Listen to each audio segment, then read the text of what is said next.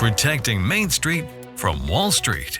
It's time for Money Unleashed with Eric Johnson and Kyle Allyn. You have to have a plan where you know if the market's going to go up, what happens next. And you also have to have a plan where if it doesn't go the way you think, you know what you're going to do. It's time to put you back in control of your money.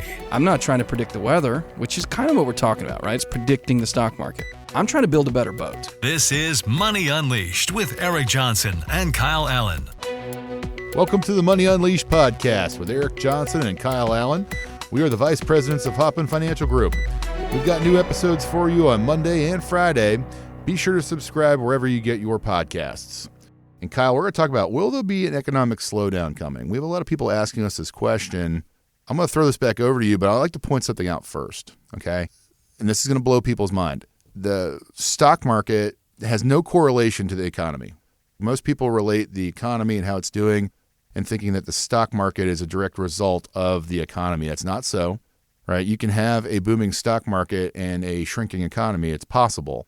So I just want everyone to know that right now. So if we're talking about economic numbers, we're not necessarily talking about stock market numbers. But let's talk about this. Economic slowdowns. How are we looking on this? Yeah, so it's interesting because we always talk about how there's Main Street and Wall Street. So there's sort of different purview into this, right? If you're invested, if you have stocks, that's one thing. If you have no stocks, you're not invested, that can feel like another thing. So I'm going to show you some earnings discussion, and then I'm going to talk a little bit about inflation and pricing and why people feel the way they do. We've just went through earnings season. We're basically done with earnings season. We've seen most of the companies reported. The blended earnings grew at about 10% above estimates, so that's really, really good. We had 8 of 11 sectors. So sometimes people say, all right, what is this thing called the stock market? Is that just a casino? Is it random? No, the stock market, the S&P 500, is the 11 sectors of the U.S. economy and their largest companies. So I always make the joke that if you're betting against the S&P 500, you're betting against 500 Michael Jordans of business. Yep. Don't do that. Don't do it. They're really good at what they do. And I guess these days maybe our younger crowd say, who's Michael Jordan? Well, maybe the LeBron Jameses of business. But I'm still old school, so it's Michael Jordan for me. So yeah, I'm a Jordan fan too. One of the things that I was looking at is we had 11 of 11 sectors beating their estimates this year, right? So we came into the year and the companies are saying, okay, this is what we think we can do. Now they're looking back at their numbers, they're looking back at their P&Ls, they're looking back at the earnings that they've completed, and they're saying, okay, we've actually done better than we thought. Another one that I pulled out here was some understanding of year-over-year earnings growth. And I know you can't see my chart here, but it goes back to 2013. So this is a quarterly basis. From 2013 to 2019, we only had one quarter that reported earnings in the 7s. So we had a 7.3 growth earning in the beginning of 2018. Whereas if you look at the last 6 quarters, all 3 of the last, so Q2 of 25, Q1 of 25, Q4 of 24, and then Q3 of 2023, we've had a 7 4 different times. That's impressive. So in the last 7 quarters, we've had 4 7s. And we've been running some really high levels of earnings. So a lot of times clients will say, once again, this is just random. And to your point, there's not a perfect correlation. So just because the earnings come in immediately well doesn't mean that you feel it, doesn't mean that the stock market's going up. A lot of times it means that's why the stock market went up in the previous viewpoint. I love how you pointed that out because when we're talking about earnings season, this isn't for currently Q3. This is for Q2. Yeah, exactly. Right? So what happened in Q2? We had some tariff tantrums happen, aggressive bounce back up from the stock market, right? So, this is what happened in Q2. So we're going over what just happened, not what is happening, right? Right. And you live in this world early on this year where the CEOs and the CFOs are complaining about the tariffs. And I kind of wanted to pose this to you. So this is a little economic. This is just an opinion thing. To me, there's either one of two worlds. Either the tariffs weren't that big of a deal, or they're figuring out how to navigate them. So I actually wanted your opinion on this. So when you look at the tariffs and we think about what was going on, would you say that they weren't that big of a deal, the tariffs, or would you say, no, the CEOs have figured this out. It's the Michael Jordans of business, and they're figuring out how to get it down the court and score, right? Yeah. So which would you say it is? It's less of a deal, or no, they figured it out and it was complicated? I think it's a combination of both. Actually, I think it's a little simpler than that because if you look back to the last time tariffs were applied to other countries, that was 2018, a lot of things happened that were different back then, right? So that was Trump's first administration, and he had to actually go through Congress to get that approved to put tariffs onto China. And I know people out there don't remember, right? But that was in the last quarter, and we watched the S&P 500 go down almost 18% in a matter of a month. It was in December. and it was a little late flash crash. But what happened is the same thing happened because everyone said the same thing. This is terrible. This is going to be terrible for our economy, and this is going to be terrible for what's going to happen in the future. 2019, we had one of the best economies working because we actually had money coming in. So same concept here, but instead of one country, it's lots of countries. So this is going to be a growth driver on steroids, in my opinion. But yes, there are things that these CEOs do have to encounter and work around because tariffs in some instances are going to raise prices on these companies, which, in some form or fashion is going to be filtered through to the consumer. So it's kind of the sector rotation discussion of it all. It's like, okay, if there are 11 sectors and some of the sectors are going to have problems, you need to know what sectors you're in, right? So that's why we do the portfolio, the X-ray, right? Because now you know, are you over or underweight in technology? Are you over or underweight in utilities? Are you over or underweight in consumer staples? Yep. Right? And it's funny, you almost teed me up perfectly there. So you threw the ball up next to the goal. I'm going to dunk it. I may or may not have done that on purpose. I don't know. So let's take that into this concept, right? Because when you look at inflation, inflation's sometimes this thing that people kind of hear about, they kind of understand, but there's different pieces of inflation. So just like there's different pieces to the S&P 500 in the different sectors, we've got these different measurements of inflation, right? So I just wanted to show some charts on this. And once again, I understand you guys don't see the charts, so I'm going to walk you through what I'm looking at. So the first one is these core inflation picks up from July.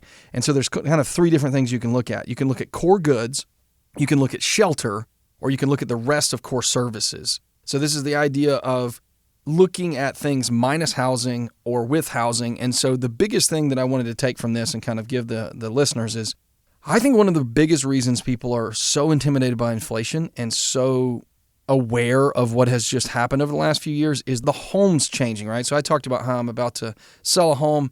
Man, when I look at the price of homes, it blows my mind. Yeah, man. Like I do this for a living, and I'm like, I was talking to my realtor and I was like, okay, what do you think we could sell this home for? And she gave me the number and I was like, is she crazy? And I know she's not. We've worked together for many years. She's very, very good at her job. But I was just like, there's no way I'm listing my house for that amount. It's such a large number. Well, when you look at inflation through the eyes of shelter, when you look at inflation through the eyes of homes, it's through the roof. Yeah. So that's very intimidating. On the other side, when we start thinking about core goods, so this is things like food and energy. Well, for the last 12 months, we've seen a pretty high rise. So when you turn on your TV and you hear the wonky talking heads of it all, the government institutions and the people from Wall Street, and they're saying inflation is coming down. Well, there's two parts of that have been, core CPI and then core services. But a lot of people, when they think of inflation, when they think of costs, they're looking at housing, but they're looking at food. Yep. Well, over the last 12 months, we've seen a rise in cost of food. So if food's going up and homes are going up, then people are thinking this has got to be a bubble, this has got to burst. So I guess my point here is I understand the frustration that the public has with economics and Wall Street, which is you're hearing Eric and I talk about how this future is going to be very grand and there's going to be a lot of growth. And then you go to the gas station and you go, well, that doesn't look right. Or you go to the grocery store and you go, that doesn't look right. Or you go to buy a house and you think, I don't know if I can afford anything nice. And so one of the things that we're able to do as financial advisors is help you get through that murky water, that cloud and confusion, and cut to the things that matter. Because yes, it's true that eggs cost more. Yes, it's true that gas costs more. Yes, it's true that housing prices have went up. But two things can be true at the same time. Yep, it's true. Also true that we're seeing earnings come in from companies that are incredible. We're seeing lots of people working. One of the things I tell clients often is, if you want to judge the economy, it's just people. So if we have a lot of people in the judgment, in the economy, there's a good chance the economy's doing well. So this cohort between 30 and 50, what we call the prime working age, has a lot of people in it. All right, well, if you have a lot of people, it's not surprising that the earnings are coming in strong. And if you've got government sort of backing and stimulus, and you would argue the Trump administration is very pro-capitalism, very pro-business, then why would you bet against it? So my point here is you've got to be able to navigate this. You've got to be able to get through this. And I think this is one of the reasons you need a fiduciary, a retirement specialist, an advisor to come in and help you guide through this process, because it's confusing even listening to me today, right? On one hand, I'm saying earnings are really good. On the other hand, I'm saying things are really expensive. And I think about my brother who was a Marine, or is a Marine, once a Marine, always a Marine, and now is in the business sector. He's got 2 kids. He lives in a small town. Sometimes when I talk about this stuff, I can see him glaze over.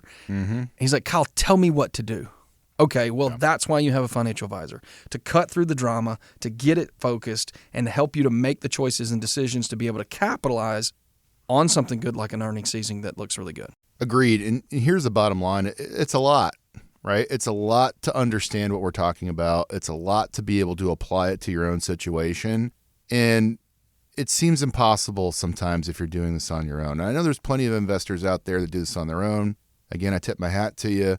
But for the majority of Americans that are out there listening to us, it's not that easy, right? So that's why you need a guide. If Tiger Woods needs a coach, guess what? You might need one too, right? That's why it's so important, because sometimes people just need to be told what to do, and they want to rely on an expert to understand all the jargon that they hear on a day-to-day basis. So that's why it's super important to have somebody help you with this, right? Because you are going to want more. You are going to want to make sure your family is taken care of financially. You are going to want to make sure that you have enough income in retirement. And you are going to want to make sure you grow your portfolio as well. And you need the help. There are a million different road bumps that the government has put into place to punish you, and I mean that with taxes, when you make the mistakes of trying to do this on your own. Like when to take Social Security. How much money can we make before we take Social Security? What about after Social Security? What about required minimum distributions? The government wants you to make a mistake. They just want you to make it once, right? And they get an extra large thank you letter in April, which we all want to avoid. And that's another reason why having a fiduciary advisor help you with these plans is so important. It's not just to make you the money, but it's also to keep it in your pocket. There's a million different ways that you can kind of screw yourself up and send more money to Uncle Sam than you need to. So you want to make sure you're sitting down with somebody who's got a plan for you if the market goes up. You want to make sure that you sit down with an advisor that gives you a plan when the market goes down, sideways. How do we make money in down markets, which is also a big question I get. And you need somebody to help you out with this. And we specialize in doing this at Hoffman Financial Group, which is coming in and giving you the clarity of what's actually in your portfolio and how to improve on all these things that Kyle and I just mentioned, so you can move forward with a better level of confidence that you can take care of your family financially in retirement. And the great news is you don't have to fight the traffic. We've got offices all over the city. I think we've got something around 14, 15 advisors at this point. We have people to help you. They're in your area. They'll sit down, and you can have an advisor for the afternoon. It takes about an hour, have a cup of coffee, and the first thing that they're going to do is walk through whatever it is that you want to talk about. I say to everyone, we've got some things to get through. I'll go through the portfolio x-ray, but how can I help? Advisors are here to help, here to give counsel, to give clarity.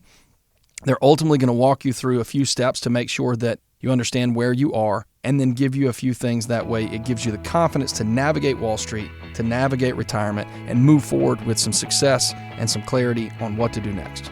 We just discussed why it's so important to have one of these fiduciary advisors help you out with this. Let's help you out with this right now. Let's get one of these plans put together for you today.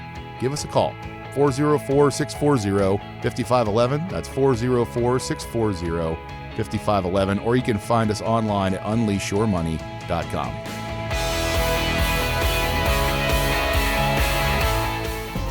Eric Johnson and Kyle Allyn are investment advisor representatives of Brookstone Wealth Advisors, LLC, a registered investment advisor and affiliate of Brookstone Capital Management, LLC. BWA and Hoffman Financial Group are affiliated under common ownership. Registered investment advisors and investment advisor representatives act as fiduciaries for all of our investment management clients. We have an obligation to act in the best interest of our clients and to make full disclosures of any conflicts of interest. Please refer to our firm brochure, the ADV2A, page 4, for additional information. The Hoffman Financial Group and WSB are not affiliated. Exposure to ideas and financial vehicles discussed should not be considered investment advice or recommendation to buy or sell any financial vehicle. This information should not be considered tax or legal advice. Individuals should consult with a professional specializing in the field of tax, legal, accounting, or investments regarding the applicability of this information for their situation. Any client experiences discussed during the show are unique to that client. They are not meant to imply or suggest you will experience the same results. Past performance is not a guarantee of future results. Investments will fluctuate, and when redeemed may be worth more or less than when originally invested. Any comments regarding safe and secure products and guaranteed income streams refer only to fixed insurance products. They do not refer in any way to securities or investment advisory products. Fixed insurance and annuity product guarantees are subject to the claims paying ability of the issuing company and are not offered by Brookstone. Index or fixed annuities are not designed for short-term investments and may be subject to caps, restrictions, fees, and surrender charges as described in the annuity contract. Please refer to our firm brochure, the ADV2A Item 4, for additional information. Hoffman Financial Group is not affiliated with or endorsed by the Social Security Administration or any other government agency. Insurance licensed in Georgia, number 163546.